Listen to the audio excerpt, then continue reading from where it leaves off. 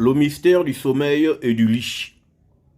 Lorsque nous dormons la nuit, le lit nous amène à dormir au deuxième ciel. Où est le deuxième ciel? Le deuxième ciel, c'est la dimension de l'air, c'est-à-dire celle qui sépare le ciel d'en haut du sol, donc de la terre.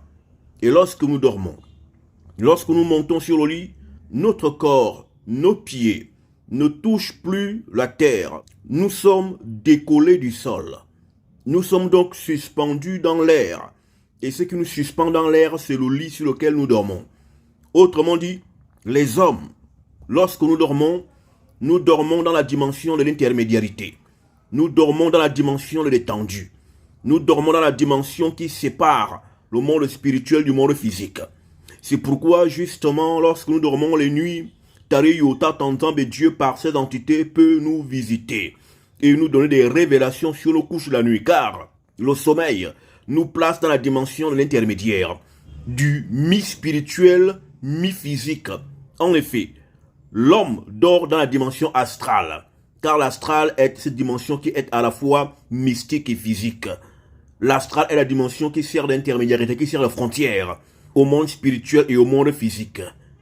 Donc, systématiquement, lorsque nous montons sur un lit, nous allons dans la dimension de l'intermédiarité. Nous allons dans la dimension où nous pouvons rencontrer les entités. C'est pourquoi il est écrit que lorsque vous dormez sur votre lit la nuit, ne critiquez pas le roi, auquel cas les oiseaux ailés pourraient entraîner vos paroles.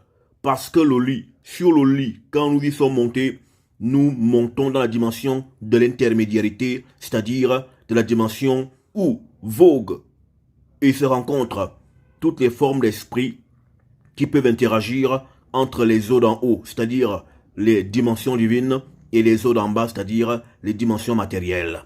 Le lit nous introduit dans la dimension qui est entre ciel et terre, entre le spirituel et le physique.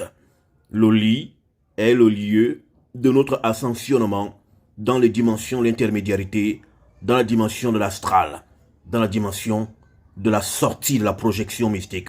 C'est pourquoi nous dormons sur les lits, et c'est pourquoi nous rêvons sur nos lits, et c'est pourquoi Tari Dieu nous visite lorsque nous sommes plongés dans nos sommeils sur nos lits, qui sont les lieux de notre voyagement astral.